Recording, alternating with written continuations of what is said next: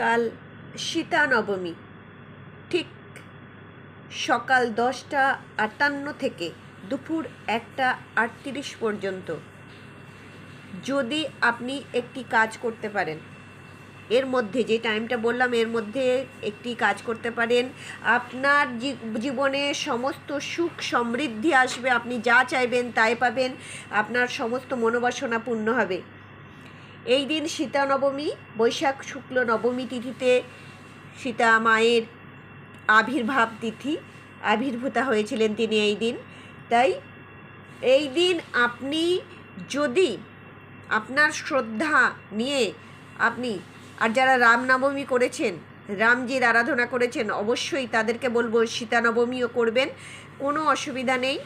এই দিন আপনি যেখানেই থাকুন না কেন শারীরিকভাবে বা মানসিকভাবে আপনি পূজা করতে পারেন।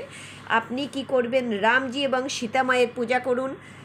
শারীরিকভাবে হলে তো আপনি কিভাবে পূজা অর্চনা করতে হয় জানেন, তাও বলে দিই যে এই দিন লাল ফুল বা লাল হলুদ ফুল অর্পণ করবেন রামজিকে এবং মা সীতাকে।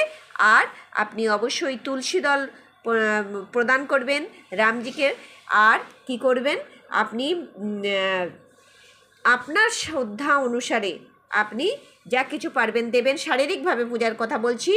আর পৃথিবীর যে কোনো প্রান্তেই বসে থাকুন না কেন আপনারা মানসিকভাবেও পূজা করতে পারেন। এই উপাচারগুলো আপনি একে একে দিচ্ছেন রামজিকে এবং সীতামাকে, চন্দন পরাচ্ছেন, স্নান করছেন, আবাহন করছেন।